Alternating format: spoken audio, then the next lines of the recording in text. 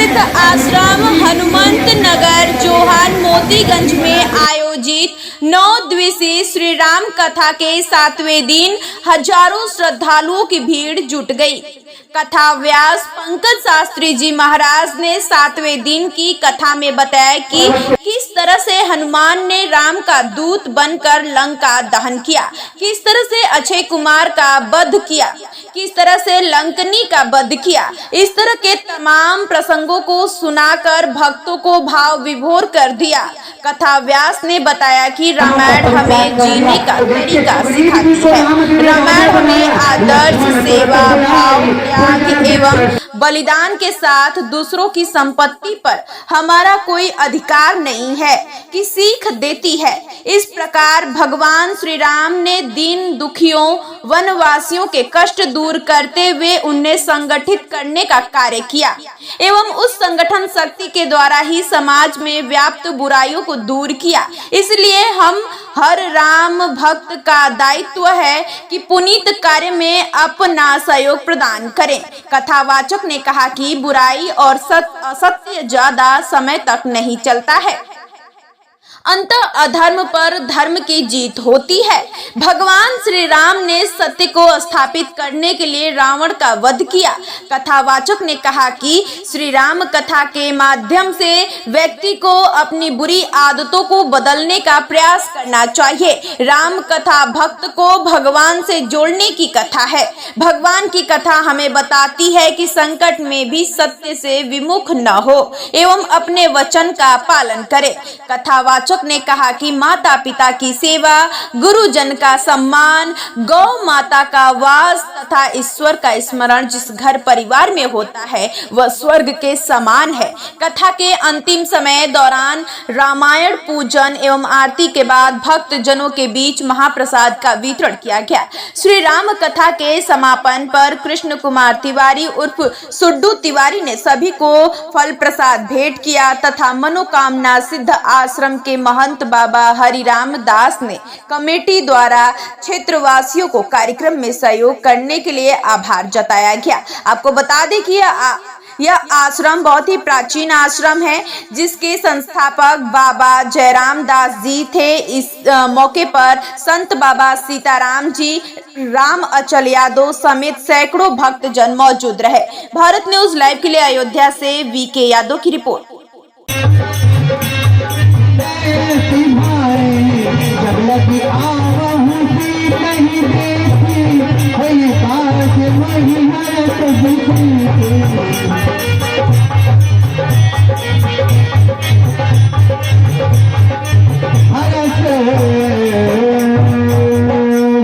जामवंत जी के वचनों को सुना और जय श्री राम का उद्घोष करके हनुमान जी ने कहा अभी जा रहा हूँ सीता जी को लेके लंका को विध्वंस करके वापस आ रहा हूँ। जामवंत जी ने कहा कि नहीं, दूतों का काम कीजिए, केवल जाइए और शांति से बिना कोई ऊट-पाट किए, बिना कोई उठा पटक किए वापस आ जाइए। हनुमान जी गए हैं। सबसे पहले कहाँ पहुंचे? मैनाक पर्वत में देखा, कहा हे हनुमान आपसे हमारी रिश्तेदारी है, थोड़ा विश्राम कर लीजिए। हनुमान तही परसा कर पूनहि कीन प्रणाम, राम काज कीने बिना मोह कहा विश्राम। जब तक राम जी के काज को नहीं कर लूंगा कोई विश्राम नहीं। जब तक राम जी के काज को नहीं कर लूंगा। देखिए कभी कभी किसी के हृदय में हनुमान जी महाराज घुस जाते हैं, प्रवेश कर जाते हैं। जैसे आप सबके लाडले दुलारे बड़े ही हमारे परम प्रिय, जिनसे प्रथम बार मिलना हुआ है पर लगता है कि कई जन्मों का संबंध है। ऐसे भैया संजय जी तिवारी जी बड़ा राम काज के लिए बड़े परेशान है। महाराज 26 तारीख को बढ़िया से भंडारा हो जाएगा तब हमको चैन आएगा। तो एक बात जान लीजिए, जहां आप हनुमान जी के चरणों में अर्जी लगा दोगे कि आपन काज समारो आपे, झड़ी लगा देते हैं। ये हनुमान जी बैठे हैं हमारे यहाँ के, पटना सिटी के हनुमान जी हैं। 55 बरस के हो गए हनुमान जी। प्रतिवर्ष चैत पूर्णिमा के दिन इनकी जन्मदिन मनाई जाती है और 9 दिन का कार्यक्रम होता है 10-12 लाख रुपए का। उसमें हम कैशियर हैं। जब बात होती है अभी 1 रुपया फंड में नहीं है, वो अब उसको कहेगा सुन लाख रुपया कर्जा गिरेगा तो तुम भरना, वो उसको कहेगा 2 लाख कर्जा गिरेगा तो तुम भरना।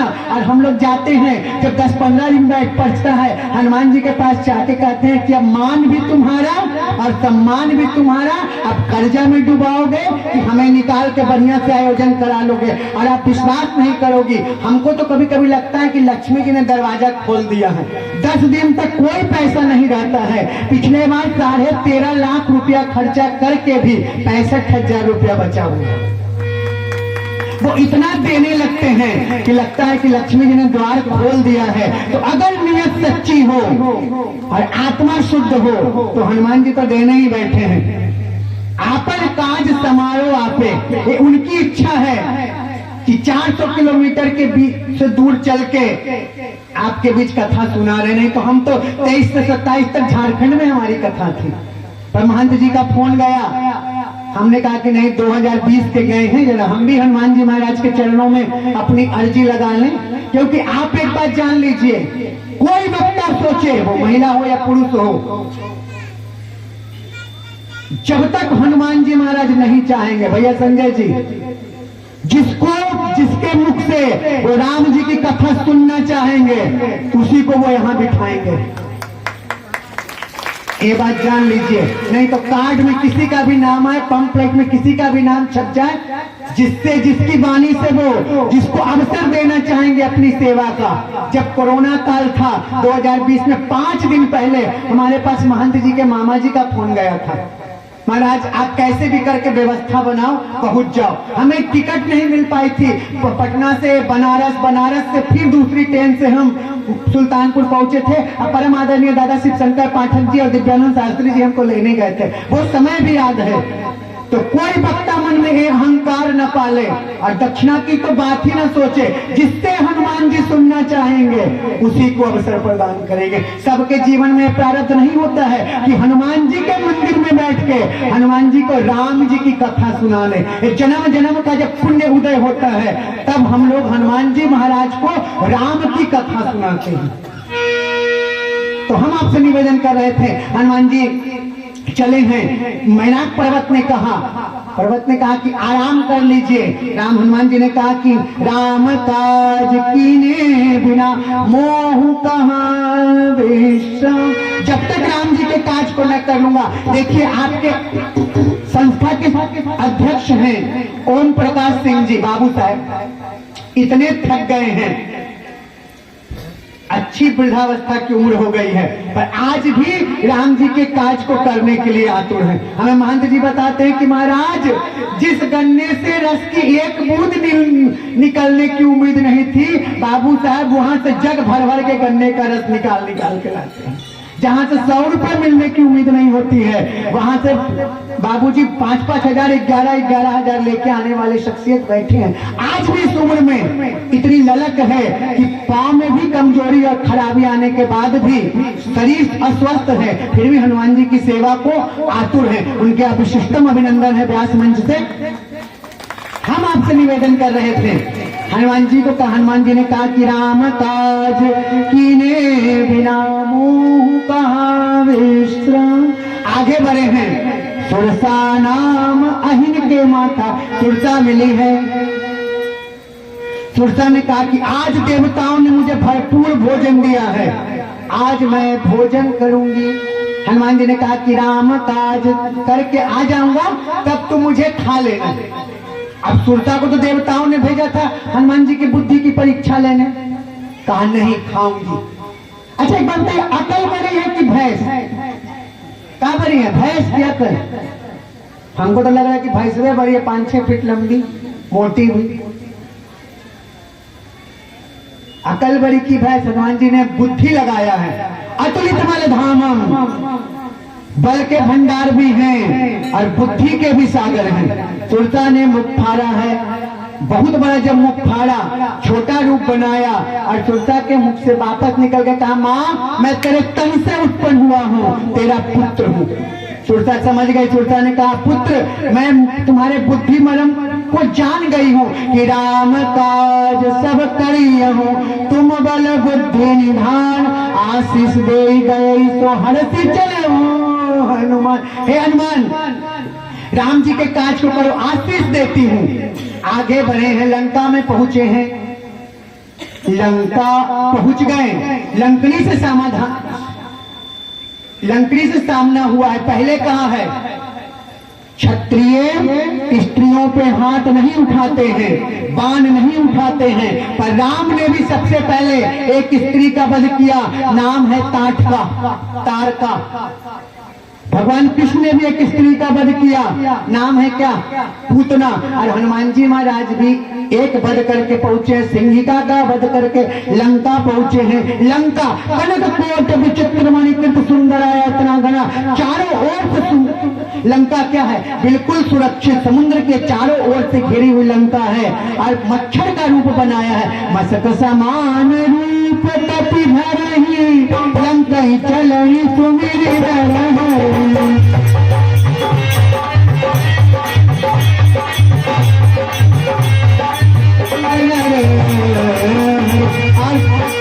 लंकनी ने देखा कहा अरे तू कौन चोर है? तो लंका में बिना लंकनी के प्रवेश किया जी राजत जा रहा है। हनुमान जी ने एक मुक्का मारा है, लंकनी के मुख से खून की रधूर बहने लगी है। लंकनी को ब्रह्मा का वर याद आया, हाथ जोड़ के खड़ा हो गई, कहा कि तात मोर अति पुण्य बहुता, देखो नैन राम कर दूता। हे हनुमान जी महाराज, हे राम जी के दूत, ब्रह्मा ने हमें वरदान दिया था और कहा था कि किसी बंदर के मारने से जब तेरे नाक और मुख से खून बहने लगे, उस समय तुम समझना कि लंका का बिंदुवस्त निकट आ गया है। हाथ जोड़ के निवेदन करती है, तात मोर अति पुण्य बहुता, तात मोर बहुता, देखो नैन राम कर दूता।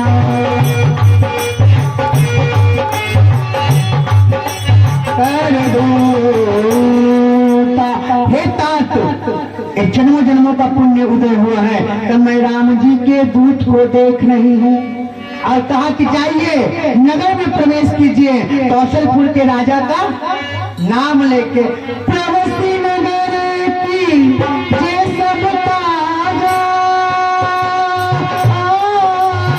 हृदय राखी कौशलपुर राजा।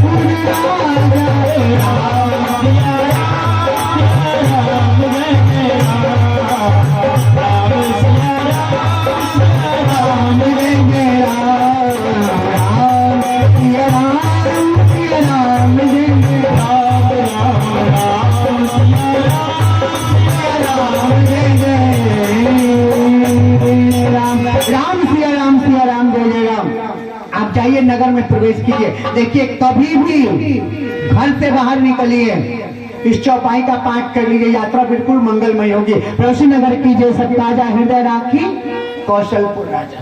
गाड़ी से जा रहे हो, वाहन से जा रहे हो, पढ़ के निकलिए चौपाई। चलत विमान कोलाहल भारी, जय रघुवीर कहे सब।